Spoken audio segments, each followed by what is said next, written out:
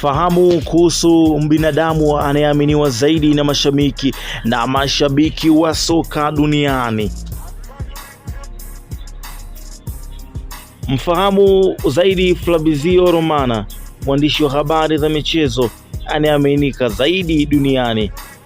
Fabrizio Romano ni mwandishi wa habari wa michezo maarufu duniani anayejulikana kwa taarifa zake sahihi kuhusu usajili wa wachezaji wa soka.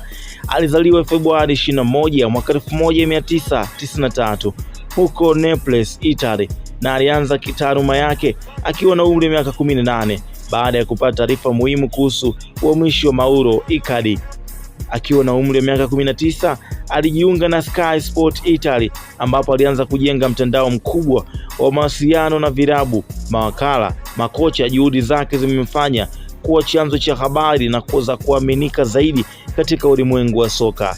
Fabrizio alijulikana kwa kauli yake maarufu ya "Here we go", ambayo inathibitisha usajili rasmi wa wachezaji kupitia mitandao ya kijamii kama Twitter, Instagram na YouTube. Amekuwa akiwapa mashabiki wa taarifa za haraka na sahihi. Mwaka 2022 alitajwa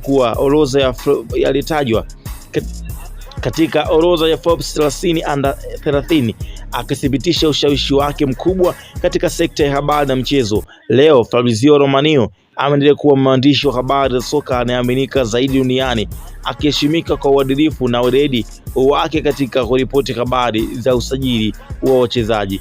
Huenda huyu akawa ndiye mwandishi wa habari ambaye wanaume wanapenda soka wameamua kumwamini kuliko wanawake zao. Keep enjoy. Kitu gani kibali zaidi kutoka kwa Fabrizio Romano? Huyu akikwambia demu wako anakusaliti usibishe, anakutajia saa hadi dakika ya kuchipuka, hadi guest wanayokutana, hadi dau alipewa demu wako, alafu mwisho anamaliza na your wife here we go. Mwambia ona ulivyo na akili ovyo. Yani anamwambia sasa mbona anazeeka haraka. Kuhusu sajili mimi umcheki ujamaa tu.